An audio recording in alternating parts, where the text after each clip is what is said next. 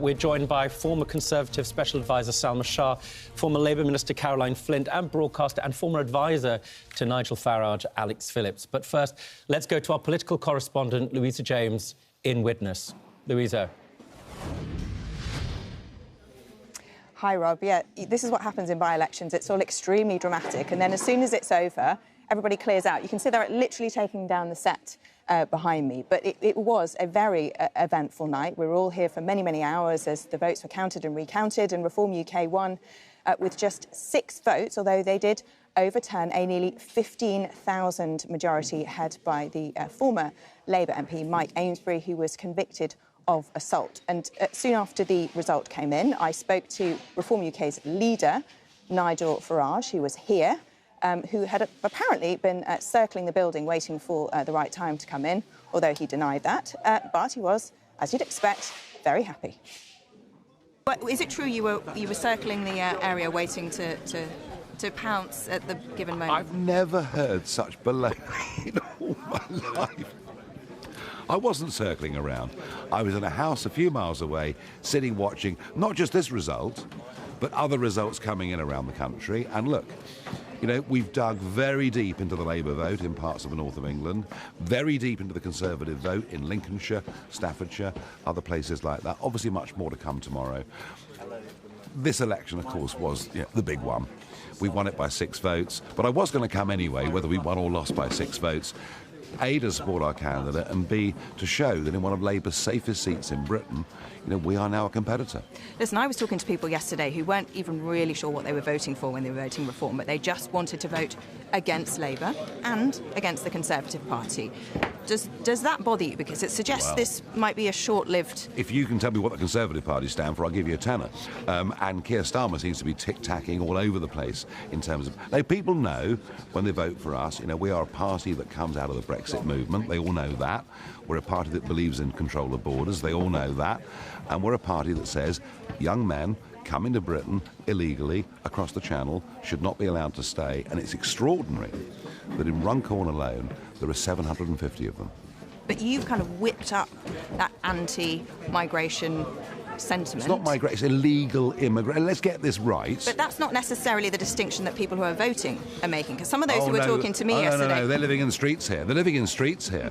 I mean, hotels may be emptying, but houses of multiple occupancy are here to be seen in street after street, and people resent it. And you know what? If your alarm clock goes off at 5 o'clock in the morning, you go off and work for 10, 12 hours on a building site, and the tax you're paying goes up every year, and you think part of my money is going for these people to walk into this country and live for free, you do feel there's a sense of unfairness. Some of those I was speaking to yesterday, they weren't making that distinction. One, for example, talked about the man who committed the Southport attacks, for example, who was born in this country as having come from abroad, as being a migrant. So, his father came as an asylum seeker, actually, and was given leave. But he was born here. No, he was born here. Yeah. And are you sure that your voters are making that distinction between? I think our voters know what's right and what's wrong. Absolutely.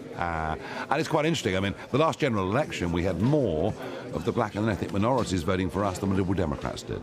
People know what's right and what's wrong. And coming to Britain illegally across the English Channel, I promise you, it was an issue that damaged the Conservatives. It will finish Labour in the north of England. Do you think that Sarah Pochin's going to help you with your woman problem? Because not very many women vote Reform UK, do they? Not true. At the general election, it was 58-42 male-female, OK? Since the general election, all of our growth share, it's been 50-50. OK, but under 20% of your candidates in these elections are women. Well, people who stand, we're a very new party, people who stand, people who don't. How dare you say I've got a woman problem? Well, I mean, I think some people objected to you saying, for example, that women don't sacrifice enough in the workplace, for example. No, I said more women tend to put family above work, and men tend to be more selfish, is what I said.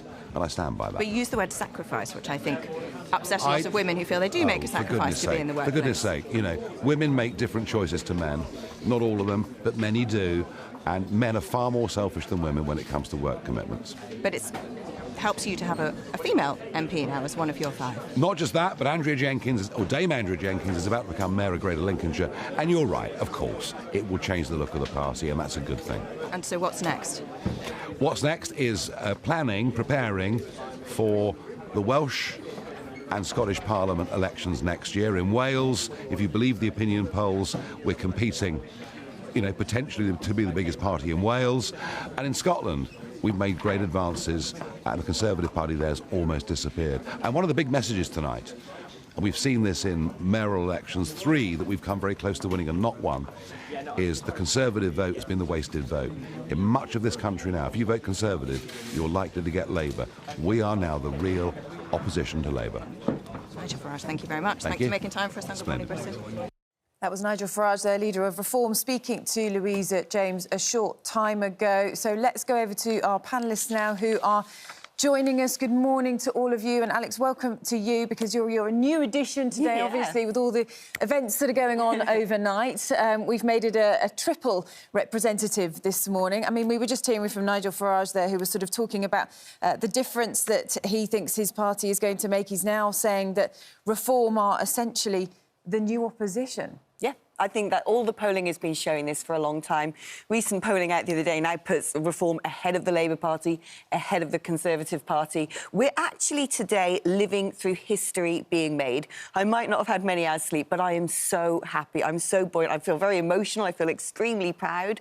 The country said we need change, and this is now being reflected. But I think if this is a litmus test for the 2 legacy parties, I'd be very worried. Questions about, what this is now going to mean in practice, because it's all very well kind of shouting from the sidelines, but actually when you're then in control, being the ones that make a difference, being the ones that then shape policy, how will that work in practice? Because there are the accusations that you don't have that to be able to do it.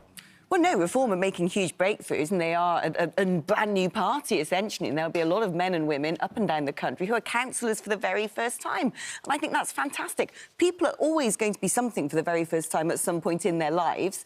And I think it's going to be nice. I think it's going to be refreshing. I think it's going to be something that the public have been crying out for, because they feel very let down by the Conservative Party, very let down by the Labour Party, and that shows. It's a win, but you've only got 5 MPs. What you're seeking to do is make big national policies. Yeah. We see the results of the by-election. If you win local councils, that's about potholes and about local budgets. Yeah. Now, that's what really kind of matters to people locally. Where are the policies there? Well, look, I'm not Reform's policy expert. I used to be an advisor to Nigel Farage, but I can't sit there and tell you what the local manifestos will be in each and every sort of council where they might take leadership. But the point is, look, they're deploying a strategy where they need to get local footholds. It's not just about general election. It's not just about by-election. It's representing people nationwide. And let's see how they do when they get into those positions of control. I think that there's a very good chance Reform's going to really prove themselves. I think there's going to be a huge refreshing change happening in politics up and down the country. And you're absolutely right. It is about those issues. It is about the potholes. It is about local services. My understanding is one of the key policies is going to be trying to sort of get rid of a lot of the waste at council level. They've got no power to deal with the chief platform. The one thing that people talk about on doorsteps, we heard at that interview, I saw you shaking your head and getting very cross with the interview with Nigel Farage. Well, some of the questions are a bit daft, yeah. They were daft? Some of them, yeah, I thought so, yeah. It was... the main thing people associate with Reform is immigration. Yes.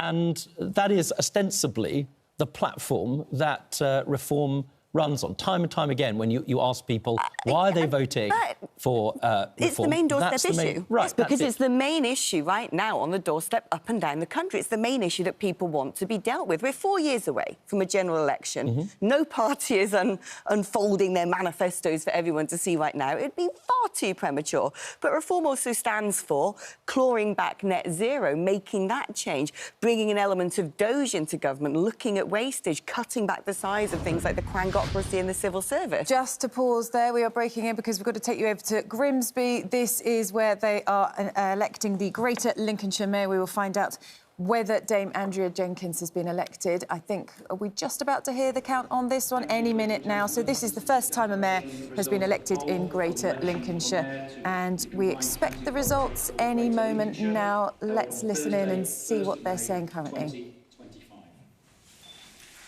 I, Rob Walsh, being the Combined County Authority Returning Officer at the above election, do hereby give notice that the number of votes recorded for each candidate at the said election is as follows. Horscroft, Sally Ann, The Green Party, 15,040. Jenkins, Andrea Marie, Reform UK, 104,133. Overton, Marianne Jane, Lincolnshire Independents, 19,911.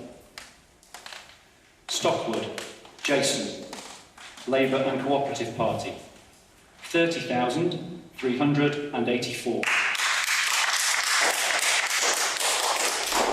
Waltham, Alan Robert, commonly known as Rob Waltham, Local Conservatives, 64,585.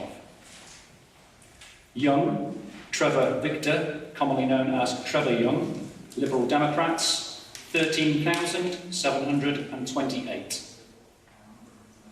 The number of ballot papers rejected was as follows. Want of official mark, 0. Voting for more candidates than the voter was entitled to vote for, 128. Writing or mark by which the voter could be identified, 45. Unmarked or void for uncertainty, 1,838. The total number of rejected ballot papers was 2,011. And I do hereby declare that the said Andrea Marie Jenkins is duly elected as Mayor to the Greater Lincolnshire.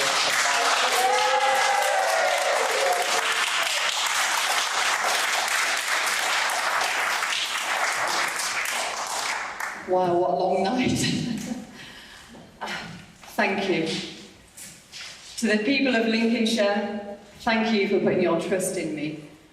I will work tirelessly for you every day. To the council officers and everybody in this room who's shattered, I thank you as well. I thank my big sister, who's also my agent. She's a walking miracle. She nearly died, was in a coma 18 months ago, and was told she'd never walk again. And she's here today, and she's my agent.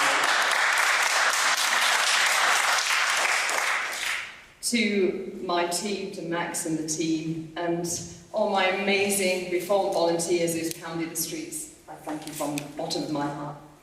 Now to Nigel, to Richard and to Zia, I thank you for your friendship, for your support, and getting me through these last few difficult weeks. I'm immensely proud to be part of the Reform family, so thank you for welcoming me. And thank you to my friend Gloria, who's in the audience, for keeping me sane. I've fought many elections, 4 general elections, my 3rd local election. But I'm going to be brief with this, don't worry. I've never experienced such negativity and soul-destroying campaigns against me like this one. It was soul-destroying. The dirty tricks in the US politics, I believe it's now been imported here into Britain. The Conservatives called the police on me and implied I slept with political friends. They contacted the mainstream media to smear me. The Independent's husband pushed for a hearing at the council. My barrister had to represent me. The case was dismissed. The campaign was also filled with irony, as one of the candidates stated I was parachuted in. She said in her South African accent. Now, they undemocratically tried to remove me from the ballot. But I will say no more on this, and I wish them all well. Because this is insignificant now, and I'll draw a line under it. Now, ladies and gentlemen, we have a new dawn in British politics. Is that a sign? The rebuilding begins here. Now, Britain, we're going to have a Britain where we put British people first, where we put you and your families first. We'll make sure that you are in front of the queue and you are at the heart of our policy decisions. Today, we as Reform, as we're making gains up and down the country, you will see an end to soft-touch Britain. The fight back to save the heart and soul of our great country has now begun. Now that Reform is in a place of power, we can help start rebuilding Britain. Inch by inch, reform will reset Britain to its glorious past. We will tackle illegal migration. We've been working on policies. I say no to putting people in hotels. Tents are good enough for France, they should be good enough for here in Britain. But I take my hat off to our great leader, Nigel. Now, he has fought for decades, and he still fights for you here today. And I know one day he will make a magnificent Prime Minister. Now, to the people of Lincolnshire, I will fight for you. I will not shy away from asking tough questions and challenging the two-tier system that has broken Britain. With me as your man, I will always put you first. I will keep your taxes low. I will work with you, with our industries, with our business, and with our young people. And together, it's time to heal. We will deliver a once-in-a-generation change. I will lead with a sword of common sense and cut through wastage and bureaucracy. I will fight for the heart and soul for our farmers against this god-awful Labour government. And I will fight against the destruction of our countryside by Ed Miliband. I will fight to ensure Lincolnshire is the best place to live, to work and retire.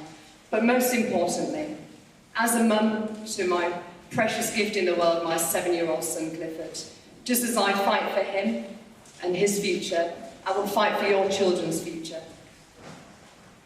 I will fight for your children's future in this great county that I grew up. Thank you. So that's Dame Andrea Jenkins there, the first Reform Mayor and the first Mayor of Greater Lincolnshire there, giving her speech after winning. She talked about a new dawn in British politics, and also she talked about claims about how the campaign had been run as well. But, you know, no doubt that's big news there for Reform, getting their first mayoral candidate. Yeah, it's significant and seismic and a massive shift in British politics. It's been a night of big losses so far for the Tories, down at least 50 councillors, with forecasts they could lose hundreds more as the days go on. Joining us now from Westminster is the party's co-chair, Nigel Huddleston. Nigel Huddleston, you've heard the numbers. Unlike politicians, or some of them, they don't lie. You're 50 down so far. As results come in, it's going to be pretty disastrous, up to 700. Very simple question. Do you now accept that the voters, most especially Conservatives, have lost faith in your party and also in its leader, Kemi Badenoch? No, but it's going to take us a long time to build back that trust and confidence. And Kemi has said, and we all back her, that this is a marathon, not a sprint. We took an absolute drubbing at last year's general election. We lost 2/3 of MPs. And we, unfortunately, were anticipating pretty big losses today because on the 4-year cycles, this comes back from the 2021 high, the so-called vaccine bounce. We actually won 65% of all council seats back in 2021. That was unprecedented. Normally, we'd expect to get about 30 or 35. So we knew that this was going to be a very difficult cycle for us. Nigel, Kemi Badenoch, excuse me, has had 10 months, right?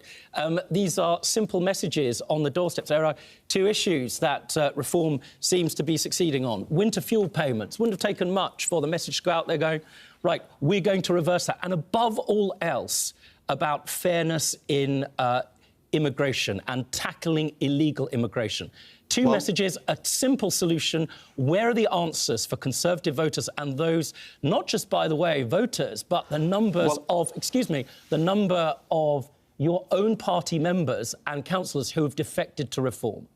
How hard is it? Well, Rob, you said they're simple answers. There are no simple answers to many of these complex questions, in particular on the question of immigration. We did have a policy. We know that that was a major issue at last year's general election. And I say with all humility, we need to show that we understand why people did not vote for us at the last election and use our time in opposition wisely to make ourselves an alternative government. And that means making sure that we don't just go around making easy promises to complex questions, but make sure that...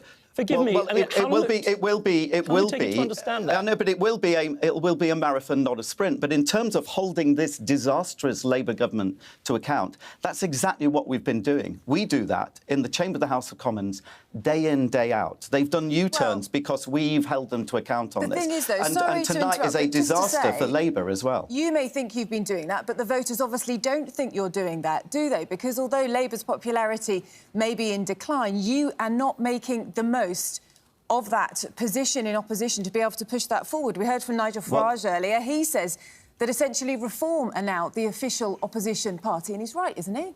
No, of course not, because, I mean, they don't even show up to bill committees in Parliament. We're the ones day in, day out holding ministers to account and making them shake at the dispatch box. We're the ones putting amendments into legislation and forcing U-turns.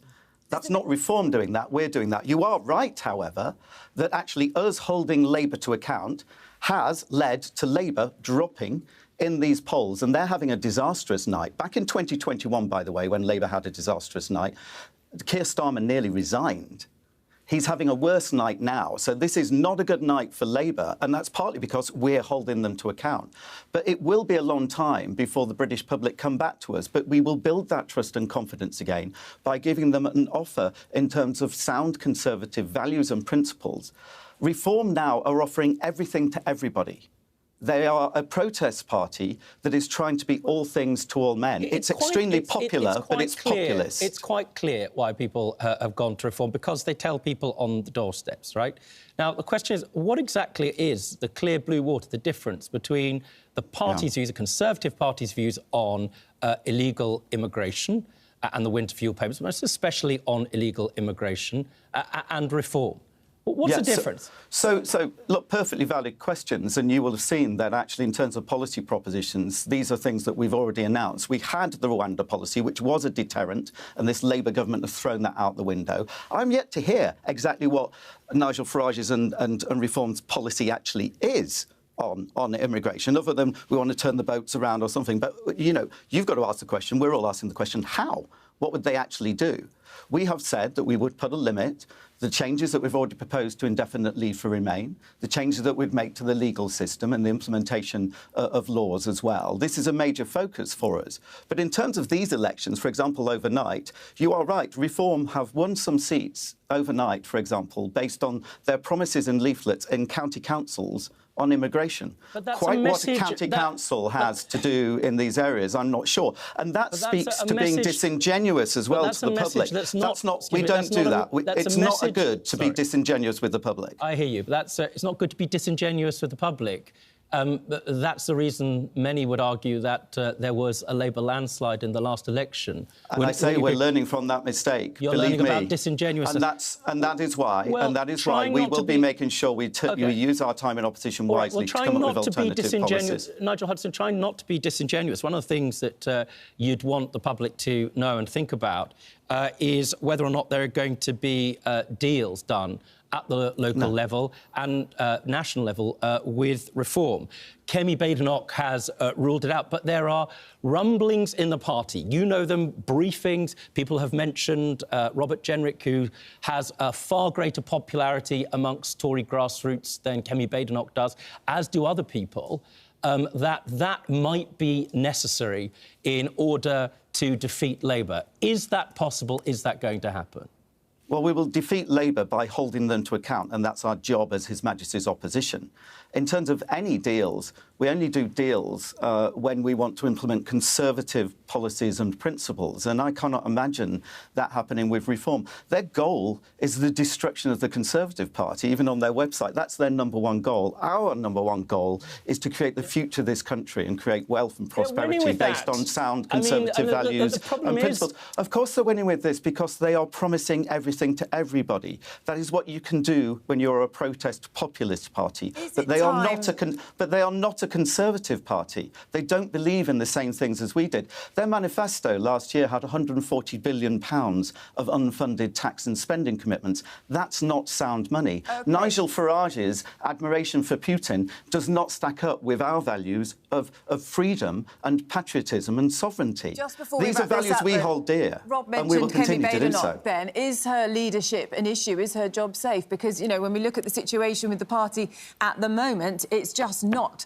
performing as well as it should be, isn't it? Well, as I said, this is going to be a marathon, not a sprint. Kemi is out there across the country, and what I'm hearing, and I've been out campaigning with her, when people hear her, when they see her, they like what she says.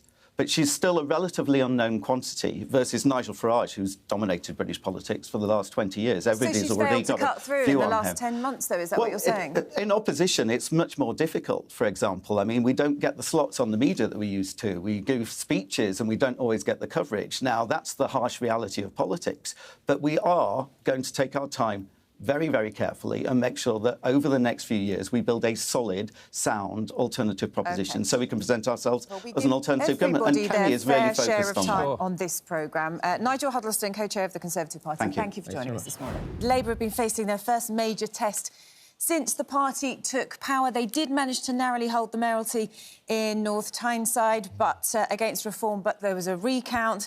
And we can speak now to the Labour chair, Ellie Reeves. Good morning to you. Thanks very much for joining us this morning. Obviously, it's been a big night. It's all been happening, hasn't it, overnight?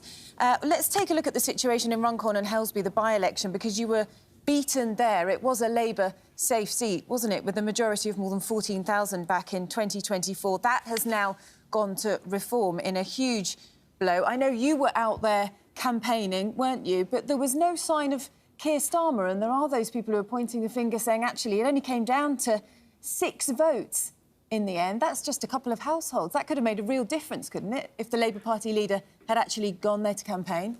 Well, it's not unusual for Prime Ministers not to be campaigning in by-elections, and Keir Starmer's been getting on with running the country. You know, in the last few weeks, he's saved British steel, he's represented the UK at the Pope's funeral, he's been engaging with business, visiting Jaguar Land Rover, for example. So I don't think it's particularly unusual for a Prime Minister not to be campaigning in a by-election. But then, so those things are more important then than actually making sure that you kept this seat, because Nigel Farage was there 4 times, and for the Labour leader to not be there once, had he already realised that it wasn't going to go to Labour? No, not at all. And we were fighting for every vote in Runcorn. By-elections are always difficult for incumbent governments, and from the outset, Reform were claiming victory in the seat. In the end, as you say, there were only 6 votes in it. I think it's the closest result in a parliamentary by-election in British political history. And, you know, the Prime Minister's been getting on with running the country, and it's important that he's done that. It's getting on running the country, but running the country involves policies that people are attracted to and want to vote for the Labour Party. Now, you'll be aware of what was happening on the doorsteps, right? Winter fuel, but above all else, immigration in Runcorn. You've lost by 2 households. As we've been saying, Keir Starmer was missing in action. You say he was at the Vatican. Now, I understand he had to attend the Pope's funeral. People in Runcorn might be a little bit offended to think that the leader couldn't find the time to go and speak to them. But the most important thing is, to what extent is the Labour Party actually listening to voters when they're saying to them, look, 11,000 small boats came to this country unchecked. 11,000 people came to this country on small boats, unchecked. Immigration is out of control. Winter fuel cap is a disaster affecting millions of people, and you've done nothing about it. That's why you are in a situation now where this by-election, 6 votes may have made the difference, but ultimately this is the overturning of a massive Labour majority. How is that anything other than a disaster for the Labour Party? Well, look, when we were elected to government last July, we were voted in on a platform of change. We know that the country is impatient for change. We are as well. We need to move further and faster. We know that change takes time, but already we've seen waiting lists go down 6 months in a row.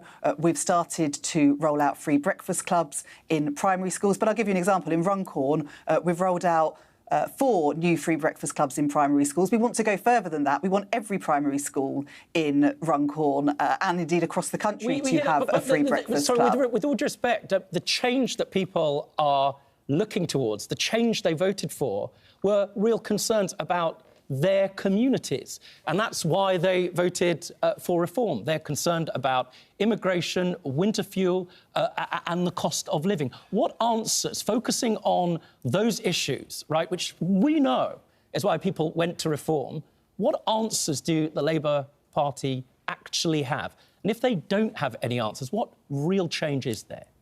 On winter fuel, when we came into government in July, we found that the country's finances were in a far worse state than we knew. Public services on their knees as well. So we had to make tough and difficult decisions to stabilise the economy.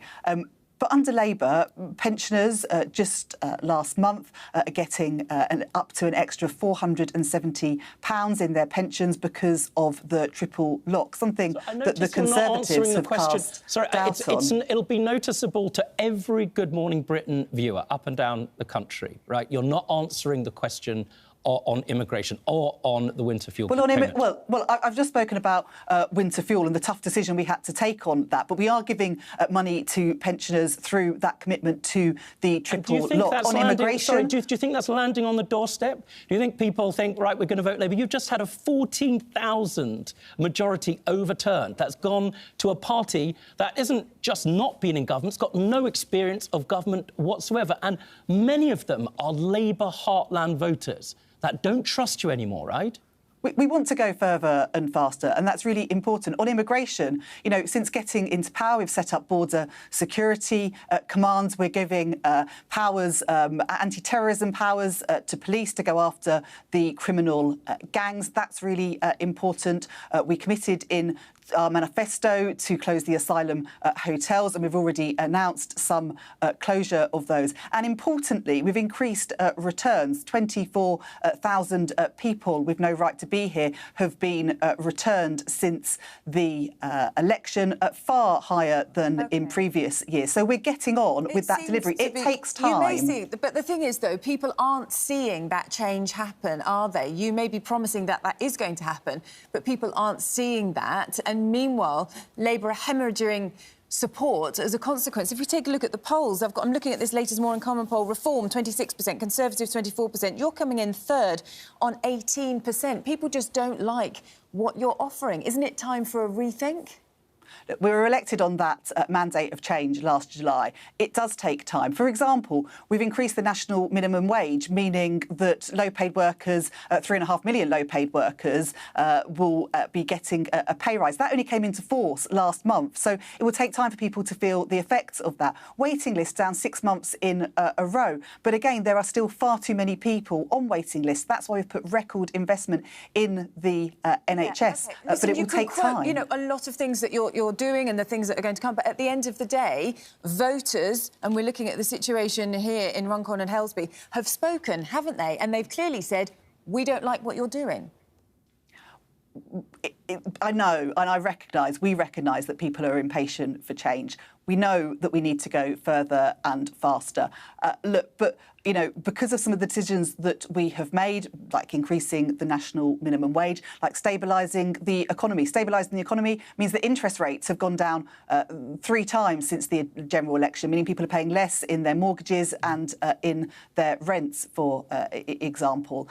Wages are rising faster than prices for the first time in a long time. It takes time, though, for people to feel as though they've got money in their pockets. There are still too many people on NHS waiting lists. That's why we're investing in the NHS to bring those lists down. It's why we've recruited 1,500 more GPs so people can get a GP appointment when they need one. Before you leave, you'd agree with me, I would assume, there'll be a lot of people, especially MPs, in even, constituencies with big majorities that will be really worried about reform.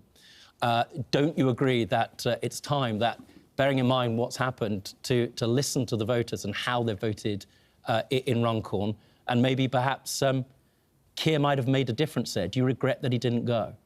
Well, I've talked about what the Prime Minister has been getting on and doing and delivering for the country, and I think it's important that he does that. Runcorn wasn't the only election last night. We have held the mayor of the West of England, of Doncaster and North Tyneside. But of course we're listening to voters. That's why we're getting on with our plan for change.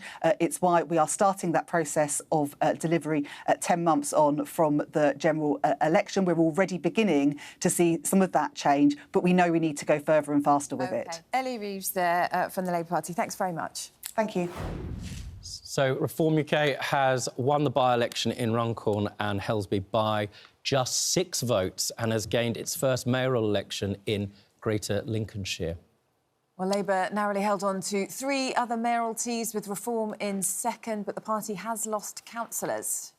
Yeah, but it's the Conservatives who have struggled, currently losing more than 60 councillors across England. We're joined by former Conservative Special Advisor Salma Shah and former Labour Minister Caroline Flint. We're also joined by broadcaster and former advisor to Reform UK, Alex Phillips. I'm going to go first of all to you, Caroline Flint, having heard from Ellie Reeves, the chairperson of the Labour Party. I mean, it looked to me, and I suspect some of our viewers writing in, that she was reading from a script. They've suffered on any view, a catastrophic by-election loss. And rather than answering questions, will you deal with immigration, she kept coming back to this central message, which I don't think a lot of people have understood. Can you help us a little bit with what Labour's reaction should be and what it is at the moment?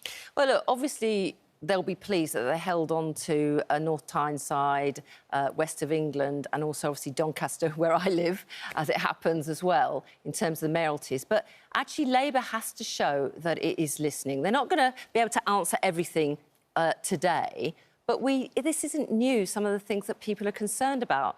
You know, and those Labour voters, not just in the election yesterday, but in previous general elections, who've gone from Labour to the Brexit Party and to Reform. Now, for where I'm standing, Labour should be now saying, well, you know, if you've won in these areas and you've now got an MP for Runcorn, what are you going to do? What are your policies? Only the other day, Nigel Farage was finding it very hard to explain when he said that the NHS shouldn't be funded out of taxation, how it was going to be funded. Go for that, but also make sure you answer the questions around illegal migration, which people are really worried about. OK, well, Alex, bringing in you here, because, you know, that is the accusation, isn't it, that actually when it comes down to the detail, Reform are lacking? Well, so is all parties. We're 4 years away from a general election right now. One could argue, actually, going into that snap election that we had almost a year ago... That sounds very much like politicians always say, we've got another 4 years. Well, no, but it's true. We're going into that snap election that we had almost a year ago now. I think people could argue that the legacy parties weren't particularly giving much detail as per their manifestos. It is now incumbent on Reform to start building outwards. When you look back a year ago, Richard Tice was leader. The party was growing in its following, but it was a shell of a party. And so what the party has to do now is build up those branches, support those local councillors, start working on a fully researched manifesto with pledges that have been costed. I think they're intent on doing that. They're setting up well, they are in the process of, they've already got a policy unit, but if you don't have that already, how are you supposed to run councils? Because, no, what are we talking about here? We're talking about what is good at the local level. We're talking about what's good at the national level. Because what was presented to me as the question was talking about those big doorstep issues and things like the funding of the NHS. At a local level, that's a completely different slate of policies. And so there's going to be a lot of, you know, there's going to be a learning curve for people in Reform who are fresh to the business of politics, who've been elected as councillors for the first time. But I find this exciting. You know, in our democracy, what we're supposed to have at council level are local men and women representing their communities. That's what Reform's going to deliver. I know that a big push of what they want to deliver as well is cutting waste, cost-cutting. You know, you do wonder whether or not this is a protest vote. You know, bearing in mind what people have said to Reform Party members knocking on doorsteps is about immigration, winter fuel. And as we've just heard from Alex, there isn't a full, fleshed-out manifesto of policies thought through yet. But no to what extent, and you heard precisely, Nigel Huddleston said, give us time. Yeah. Can the Conservative Party respond? And how should it respond to the March of Reform? This is something that's sort of plagued the Conservative Party for the best part of a decade. I mean, certainly the entire time that we were in government, in various guises, the Reform Party, or the right of the political spectrum, has been divided. I think the reality is the two interviews that you saw, one from Nigel Huddleston and, you know, the government minister coming on, the reaction to that from a lot of your viewers is going to be that we were right to vote Reform. But it is a protest vote. It will only stop being a protest vote when Reform proves itself, if Reform can prove itself. But the worst thing that we can do right now as Conservatives is decide that we're going to be off the field, we're going to follow the agenda that's been set by these elections and not really do something that's fundamental to changing people's lives. And I'm afraid that is going to be around the question of the economy, that is going to be around the question of the policies that are set, but be meaningful about it. Because right now it feels like it's just a clutch of sound bites from everyone. And whilst Reform doesn't have the record in the same way that the Labour Party does and the Conservative Party does, actually, it's not so different. It is still just a clutch of sound bites. What do you think, though, about the prospect of how the Conservative Party can cut through with this? Because there are those saying that, actually, this is an existential threat now, and the only way to get through it is to unite the right in some form with a pact. Yeah, but what does that involve? So nobody who is currently in the leadership of these parties, neither Nigel Farage nor Kemi Badenoch, have said that they want to have a pact. The electoral picture looks like it wouldn't solidify for a right of centre government if they don't have the pact. But what does that look like? Where are we going to coalesce? And that needs to have some serious questions about what actually we can find some agreement on, whether it's cultural issues, you know, social policy or economic policy. What is it that actually unites us? These are a small... I'm not saying they're not significant, because they're very significant to the communities that have had these elections, but these are really quite a small group of elections this year. It doesn't involve our cities, so without taking anything for granted, we've got to see how this plays out. The other thing which will be interesting, I think they're suggesting that the Conservatives, who, you know, had the most seats, are going to lose half of them. Watching what happens in those councils where there may be no overall control, or where more than one party are going to have to align with each other. And that will create some interesting discussions when it comes to different parties' policies about which ones are going to actually... And an alarm bell for the major other political parties to start listening to the reason that people voted for Reform on immigration and winter fuel.